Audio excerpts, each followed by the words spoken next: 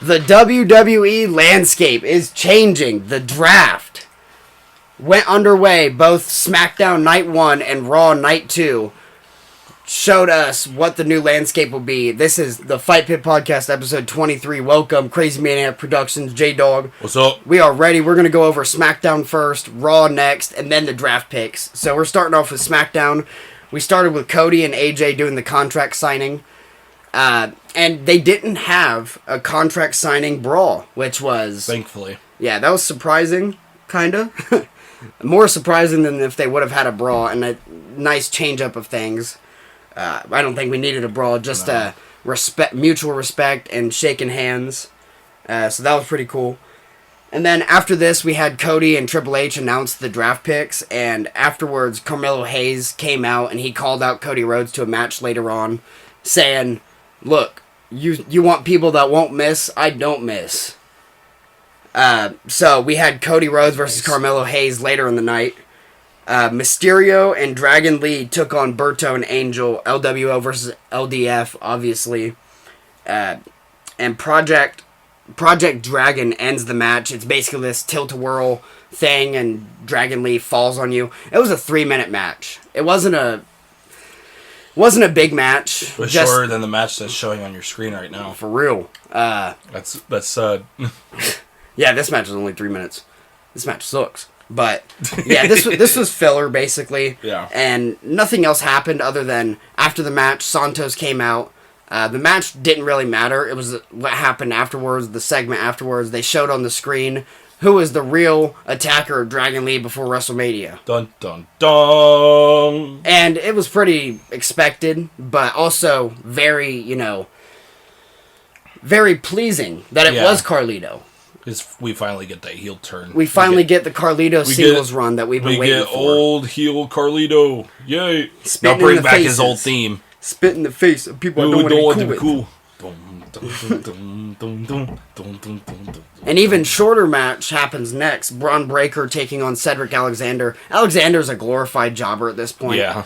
Which isn't a bad thing, I don't think. You need some of those. And he has some legitimacy. Obviously, former Cruiserweight champion, former tag team champion. Yeah. And he goes for the springboard maneuver and gets absolutely speared in half. Split in half. And a good showing, good squash match for Breaker. Unfortunately, I saw something on, I think it might have been Twitter, where they had the different people. They had like Cameron Grimes, who had just gotten beat by Braun Breaker. He got released not that long after. Then you have Zion Quinn, who gets beat by Braun Breaker. And then he gets released. And then there was another person, I don't remember who it was, but that person ended up getting released as well. And then you just have the match against Cedric. So it's like, oh no, are they going to release Cedric next? I hope Alexander doesn't get released. I don't want him to. Great talent. He didn't get drafted though. Yeah, that's true. I didn't even maybe in the social media drafts, but we're not going over those. Next we had Tama Tonga and Solo Sikoa, the Bloodline, arrive. Paul Heyman just talking to Solo, and Solo's first question is, did we get drafted? And Paul Heyman said, no, you didn't, but, you're adding new members, they don't really know what to get, and obviously Solo's pissed. Tama Tonga comes out of the car, and then Kevin Owens attacks Solo, and then he attacks Tonga, and then they have this huge brawl. Obviously security breaks it up, and KO trying to get revenge for last week after he got brutally beat up, bloody face all the way around. He's just getting his revenge against Tonga. And then we had Cargill and Belair. Well, actually, first, Kayla Braxton announced Belair, obviously the first overall draft pick of the entire draft, getting drafted to SmackDown. Braxton was asking her, how are you doing?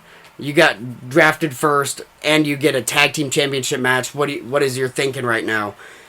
And she was talking, just whatever the fuck she was talking about. And then the Kabuki Warriors came out, did a little face-off. Jade Cargill came out, did a little face-off. Obviously, their Backlash match is going to be exciting for the tag team championships. Oh, yeah. And then Kevin Owens and Tama Tonga. This was exciting.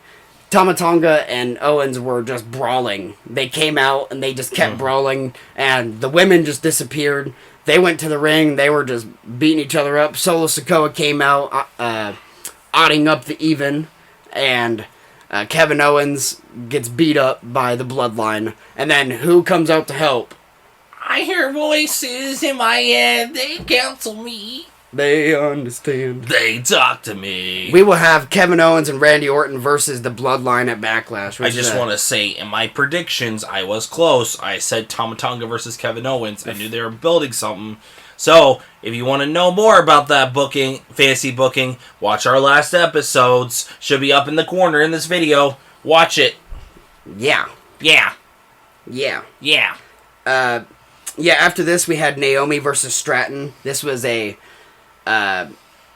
number one contenders match for the championship at Backlash. After Stratton basically attacked Naomi and Bayley during their matches. Yeah. Wow. During their match last week. This was the number one contender match, and yeah, not a lot happened. It was a good match, maybe 15 minutes. Yeah. And Nia Jax came out. Bayley was on ringside commentary and got attacked by Jax. I think it's stupid. Jax had just been drafted to SmackDown earlier in the night, so this is her show technically.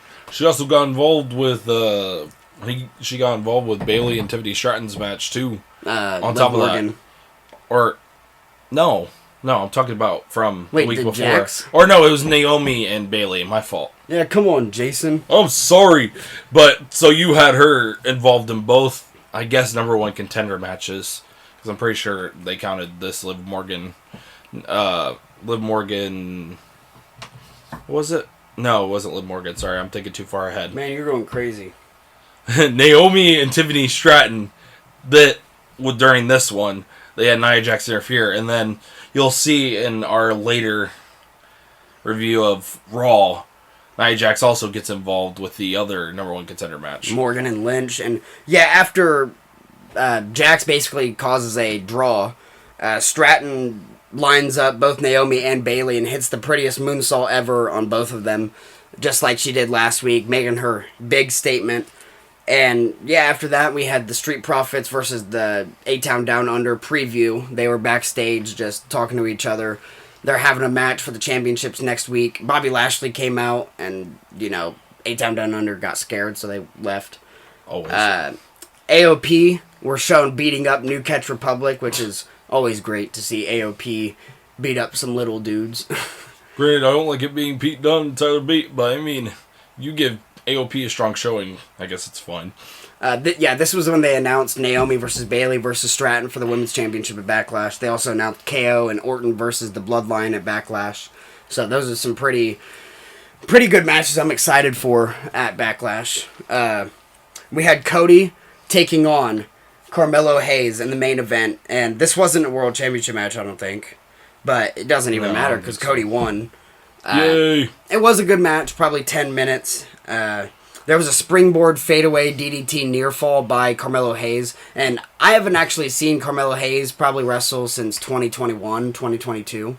So I was excited to see this, and yeah, Cody got a Cody Cutter near fall, and then there was a spot where botch. Yeah, Hayes was doing a springboard move and missed, and then Cody went for a Cody Cutter on top of that, and he also missed and landed super awkwardly, grabbing his shoulder. So hopefully he's not too injured. I don't think he is, because they would have shown him in medical if it was bad. But yeah, hopefully it's not too bad. Yeah, after that, Cody just grabbed him, hit a crossroads, got that win, and yeah, some respect shown there. Cody was celebrating in the corner, and AJ Styles came up from behind him, and they had their little confrontation to end the show. And yeah, it was a decent SmackDown. I liked it. Moving on to Monday Night Raw, and we have, right off the bat, Logan Paul is shown with ISHO Speed, Patrick Mahomes, and Judgment Day. They're basically saying, hey, congrats, you're a champion. Hey, congrats, you're a champion. You're a champion. Yay! Everybody except for ISHO Speed and JD McDonough. And the best wrestler of all time, Finn Balor. Yay. But yeah, they were talking their talk. After this, we had Becky Lynch do a little promo after she won her championship last week. Obviously, after Rhea Ripley had to relinquish it because of an injury. And who else comes out after Lynch is saying, who's my number one contender, than Liv Morgan, the woman that injured Rhea Ripley. And yeah, after Liv Morgan was basically saying, I deserve to be number one contender because you wouldn't be champion without me. I injured Rhea. And Lynch said, well, you would be champion if you beat me last week. Oh. And then Nia Jax came out, which I don't know why she came out. Doesn't make sense. Setting up a match between her and Morgan later on in the night, which was technically, I guess, a number one contendership match. Yeah. Logan Paul and Judgment Day. Well, sorry. Logan Paul and Isha Speed do the draft picks. Logan goes to the ring. He's talking his talk. Jey Uso comes out, and then Judgment Day, they come out and basically start beating up Finn Balor. Or, sorry, not Finn Balor, Jey Uso. Balor and JD McDonough and Dominic beat up. Not Dominic, he's injured. Sorry. Logan Paul goes out and he grabs the rings by Patrick Mahomes, acting as brass knuckles. He goes in the ring, goes to hit Jey Uso with it. It hits JD square in his face, and it's just... You have JD on the ground, moving his face, and then later on, after this happens, you see JD walk back with, well, JD, Judgment Day. And they're like, oh, let us see it, what's wrong? And he uncovers his face. Dude has, like, nasty bruising across his forehead. He's like, the light's too bright in here. He's over here, like, squinting and everything. I'm like, whoever the special effects or the makeup artist who did that makeup for JD... Kudos to you, because that looked brutal. Yeah, Jey Uso, he tries to fight off Logan and Balor. And then who comes out other than the returning monster among monsters, Braun Strowman. And he had just been announced by Logan Paul, actually, that he was drafted to Monday Night Raw, I'm pretty sure. Yeah. Yeah, and then, Strowman beats up some people. And he even has this little segment, or... not segment, but this little thing with Patrick Mahomes, which was kind of cool. But Jey Uso stops him from killing Patrick Mahomes, and yeah, it was a nice segment. Braun Strowman comes back, and I'm very excited to see what he's gonna do. Yeah, maybe team up with Uncle Howdy. We'll see. Bronson Reed goes for the Intercontinental Championship. It's Sami Zayn versus Bronson Reed. And this was a good match, about 10 minutes, 15 minutes for the Intercontinental Championship, but it ends with Chad Gable grabbing Sami Zayn out of a pinfall and hitting him with the German suplex. He starts beating him up, and Chad Gable holds the Intercontinental Championship. Bronson Reed hits a huge Death Valley driver on Chad Gable. Now he holds the championship, and I'm really excited to see a possible triple threat match for the championship. That maybe would feed families. A number one contendership match between Bronson and Gable. I'd like to see that. Either way, I want to see that O'Connor roll German suplex. Be a crazy match. Yeah, I want to see that on Reed. I'm just not exactly sure if he can get Gable can get his arms around that much mass. Maybe, but there's a very good chance he might not. And Michael Cole was saying on commentary that Bronson Reed, he's billed as 330 pounds, but he was telling him earlier that he's 350. Oh. So that's a lot of man. Get your big boy. Yeah, after this we had the Drew McIntyre promo. He basically came out after APA made their draft picks.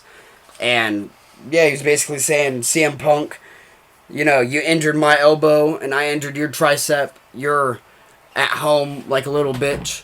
And then CM Punk. He was, Drew McIntyre was talking about, I don't understand how CM Punk got drafted before me. And CM Punk's music hits. He's like, cut the music. He's at the very top of the suite at the top of the stadium. Yeah, he's just like, I'm telling you, I'm not sitting at home. I'm right here, you little bitch.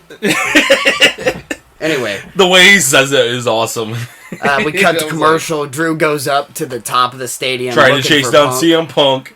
He finds that suite. He finds the suite, and he's looking for him, but CM Punk, he's in the ring. And Drew McIntyre just has to look at him. He looks like, menacingly, by the way. And CM Punk's just telling him, you're like an ex-girlfriend I can't get rid of. I mean, it's true. Drew McIntyre is obsessed with CM Punk, so... I mean, it makes sense for him to make that reference. Yeah, I'm excited to see Punk versus Drew. But after this, we had that match between Jax and Morgan. Not a lot happened. Tiffany Stratton was seen in the crowd, and you know she had her little stare off with Nia Jax because of last week on SmackDown. And Naomi attacked Stratton. They had their little brawl on the ringside. Liv Morgan beat Nia Jax, which I'm not sure if it was a number one contendership match. I think it was. But it acted as one. Because Liv said, okay, you get your championship match. They didn't officially announce whether or not it was, but I'm assuming it was. And there were some matches that happened on Raw that I didn't get to see because I watched it on Hulu. But those matches were Gunther versus Woods, Dupree versus LeRae, and Awesome Truth versus Alpha Academy. Those matches were okay. I would say the best probably of those three was Gunther, Xavier Woods, but Gunther basically controlled the whole match. Got him with a Boston Crab. Yeah.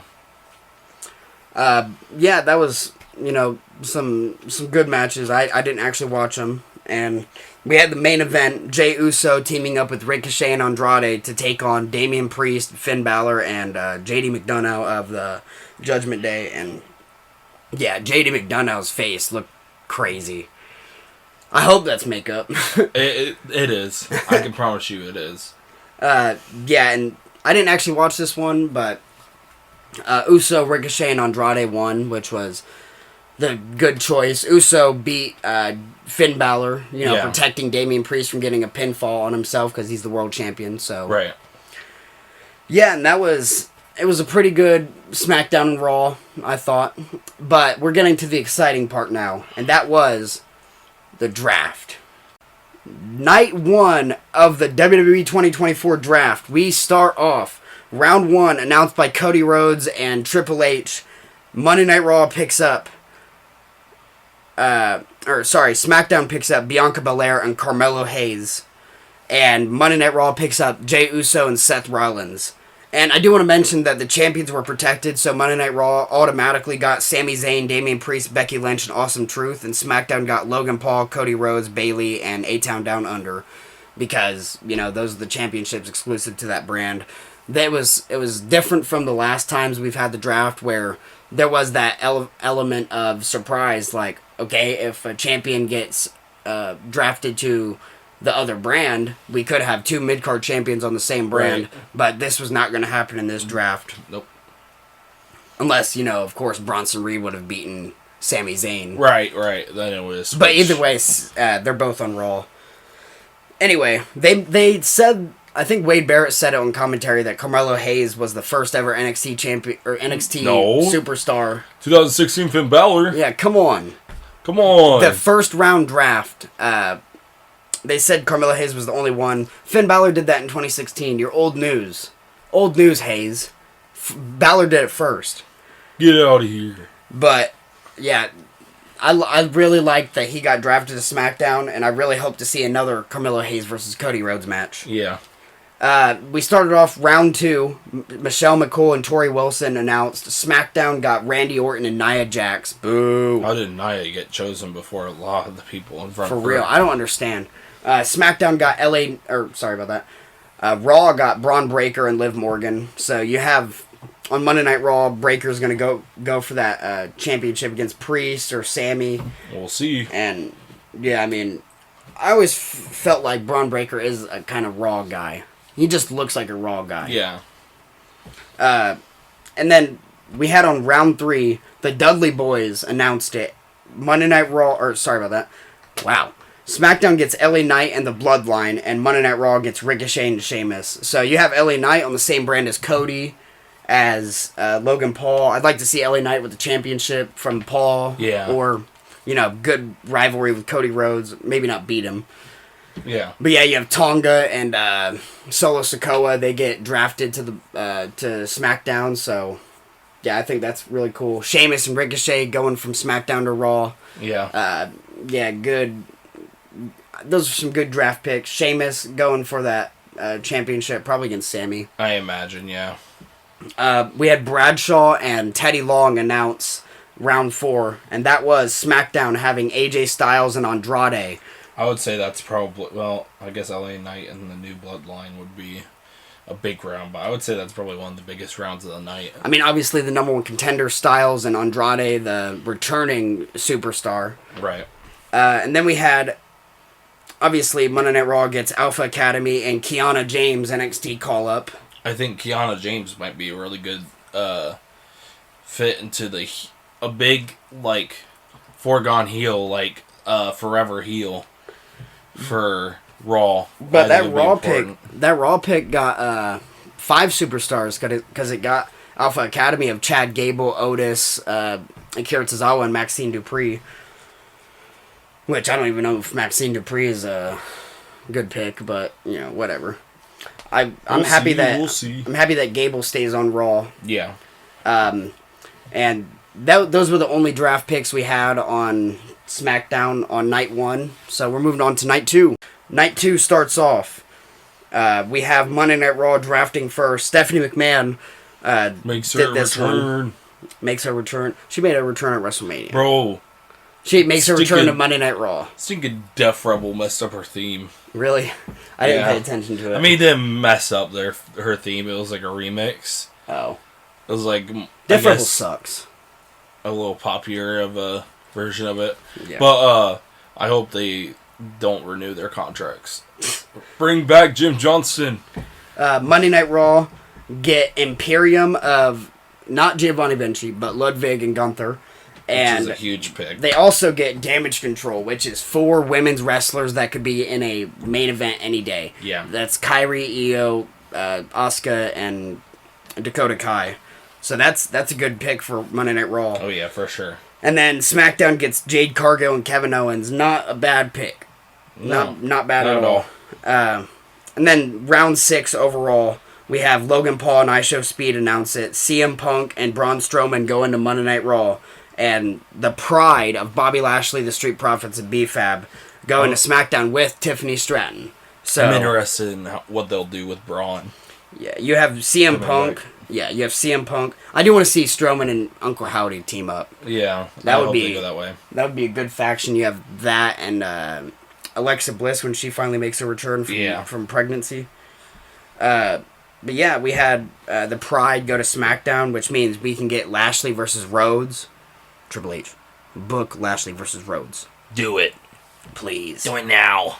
Then we had overall draft pick number 7, APA, announcing that Monday Night Raw gets Drew McIntyre and the LWO consisting of Rey Mysterio, Dragon Lee, Zelina Vega, Cruz del Toro, freaking Joaquin Wilde, and then Carlito. Yeah, that was... It's kind of surprising that they added him. It wasn't just surprising to us, it was surprising to them. Like, they were like... Yeah. I wonder what's going to go on with that because of Carlito turning on them. I mean, obviously you want to see Carlito in the same brand as Rey Mysterio so that we can get that match, that big blow-off match. But yeah, McIntyre to Raw. And then SmackDown gets Legado del Fantasma of Santos Escobar, Berto, Angel, and Elektra Lopez. Yeah. And, I'm happy to see that LDF and LWO are away from each other. Because they need to be. It got stale. Yeah. I mean, I really think it did. They also SmackDown gets Shinsuke Nakamura. Cody Rhodes versus Shinsuke again. But for a championship and in an actual storyline, not a Raw storyline, which would be exciting. Yeah. And then this round got me very excited. Yeah. Because you had Alundra Blaze, not because of this, but Alundra Blaze and Teddy Long announced Monday Night Raw gets Judgment Day. Damian Priest was already in Raw for sure. Dominic Mysterio, Balor, JD, and Finn Balor. I'm going to assume Rhea Ripley. Yeah, and then hopefully. Ilya Dragunov. Oh my goodness. We have Gunther and Ilya on the same brand. Oh, I didn't even think about that. Here we go. Yeah, we have... I really want to see... Okay, forget about just Gunther versus Ilya. I want to see Ilya versus Breaker. I want to see Ilya versus... Let's see, Sheamus. I'd like to see Ilya versus Bronson Reed. Ilya versus Rollins would be crazy. Yeah.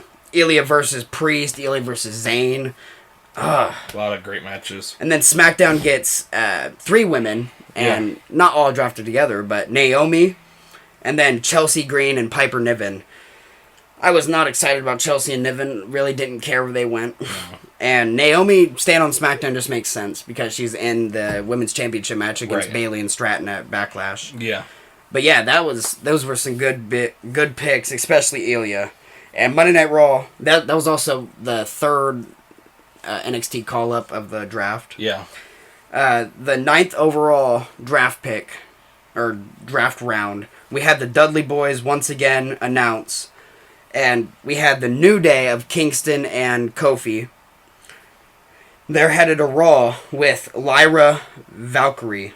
Or Valkyrie. Valkyria. Yeah, Valkyria. Sorry about that. No, you're good. I've never seen her. She is the one that actually ended up dethroning Becky Lynch when she was NXT champion. Yeah, so that's going to be a good storyline. So they probably will start building off of that. Maybe not right away, but eventually. SmackDown gets Pretty Deadly, which is a great tag team pick. Oh, yeah. And the way of Indy Candice Hartwell and Indy. Candice. So, that's a good heel team to have. I mean, be good filler, like, if you need somebody for a title opportunity or something. Not just a title opportunity. I could see them winning. Yeah. I mean, I would love to see And Indy. you also have DIY who got drafted to SmackDown as well. Well, which that's in the... Yeah. I'll explain that when we get to DIY. I mean, I honestly... It is kind of, like... very obvious because they have this new policy of having, if a woman and a man are dating or together, they kind of put them in the same one just for Not always, but yeah. I mean, not always, but more recently especially. It's because people were complaining about it. Right. Not fans, but wrestlers were complaining about it. Yeah. So, when Belair got drafted to SmackDown, I knew the Pride was getting to SmackDown. Right. And when The Way got drafted to SmackDown, I was guessing DIY would get drafted there too. I think the only one that doesn't really fall into that space is Tiffany Stratton and Ludwig Kaiser. Because Ludwig got... Yeah, I didn't even think about them. I forgot Stratton. about them. Yeah, because it seems weird for them two to be dating, but yeah. We move on to the final round of the draft. We obviously had later on social media draft picks that we're not going to go over because... We should. No. I have them on my thing. Well, I want one at least. Well, you can rip them off real quick, but the last wait one, we had Monday Night Raw pick up the Final Testament of AOP, which is a huge get. Yeah. And Karrion Kross, which is less of a get. And then we had Bronson Reed also going to Raw. And then SmackDown, like we said, DIY. And then the final NXT call-up, at least of the main draft picks, Blair Davenport. That's a good one. I do want to say, my fantasy booking had, later on in the year at least, Blair Davenport taking on one of the women's championships. I can't remember exactly. It was probably Raquel or something. But remember, at the beginning, we had that pop up on the screen. Go watch it if you haven't. But yeah, we can go over the social media draft picks now. Okay, I'm just going to ring them off. There's a couple notable ones, if you think about it. So for Raw, there's a lot more Raw than there is SmackDown. Yeah, Raw, the first one is the Creed Brothers and Ivy Nile, which is huge. Oh, yeah. If you think about the Alpha Academy with Chad Gable, because they've been talking about the Creed Brothers joining with them, so that would be big. New Catch Republic goes to Raw, so that'll be nice. You can get, Awesome Truth versus New Catch. AOP versus New Catch. AOP versus New Catch as well. And then this one, it doesn't mean anything. Odyssey Jones stays. This one is huge. Raw gets Dijak. Really? Gets drafted to Raw. I was surprised that I was actually, looking at the NXT roster. It was roster. off air. Yeah, it was directly off air. He got drafted to Raw. Yeah, when they were doing that, I seen Dijak and I was like, man, he really needs to get called up. Yeah, so Dijak gets called to Raw. So I would love to see Dijak versus Priest, two big, tall men going at it. Get Dijak versus Reed. Dijak versus Gunther versus... What if you did Dijak versus Gunther versus Ilja? Bro, whatever. Oh. And then all the other ones don't really matter. It's Caden Carter and Katana Chance. To Raw? Goes to Raw. I'd like to see them versus the Kabuki Warriors, and even then if it's not for the championship. Natalya. And then SmackDown, there's only 3. It's Apollo Crews, Giovanni Vinci, and Tegan Knox. So they end up splitting brands between Giovanni Vinci and Imperium. I would love to see Giovanni Vinci have a nice singles run. Maybe not a championship run, but a nice singles run to where it's I don't want to see him get drafted opposite from Imperium and then just fall off. Yeah. He is pound for pound the strongest. After Cesaro left, he is pound for pound the strongest. I think if he would leave, Tyler Bate would probably be there. Yeah. But yeah, Giovanni Vinci is very talented. But yeah, that's all we have for today. We had SmackDown and Raw. We had the draft picks. Obviously, great, exciting draft overall for WWE, and very excited to see what can go on. Obviously, we have dream matches like Rhodes versus Lashley, Gunther versus Ilja could happen again, Gunther versus Priest, which I really want to see Gunther take that championship from him sooner rather than later. Yeah. I don't even care if it is a Backlash. I don't care about Jey Uso. I want to see Gunther be champion. Gunther. Yeah, we'll see you guys in the next one, which will probably be Fatal 4-Way, the pay-per-view from 2010. That'll probably be episode 24. And, you know, just tell us some pay-per-views that you'd want us to go over. That can be anything. AEW, WCW, ECW, WWE, WWF, WCCW. Whatever comes to your mind. Whatever comes to your mind, let us know. We will find a way to do it. Yep. Even if we have to pay thousands of dollars. No, I can't do that. I'm broke. I'm broke. Oh, don't do that to me. No, if it costs us thousands of dollars, let's do it. All right. See you guys in the next one. See ya. Love ya. I might be broke the next time you see me. Meatballs. Up in it, bitch, we tryna get higher. Put it back, I cooking and rack me, eating that pack of meal and a stopper, holding it down, pull up in the primary real, the trust, not faking the cap. Yeah, killing the trapper, coming back, I'll break new loose, keep up in the track, I'm feeling the beat, you burning, healing, marking the tie, beam, baking, screech. Don't clap in the sea, air track and pee, I'm master love, but fiend too deep, I'm switching my game, take pass and see, even with my shot, no line to see.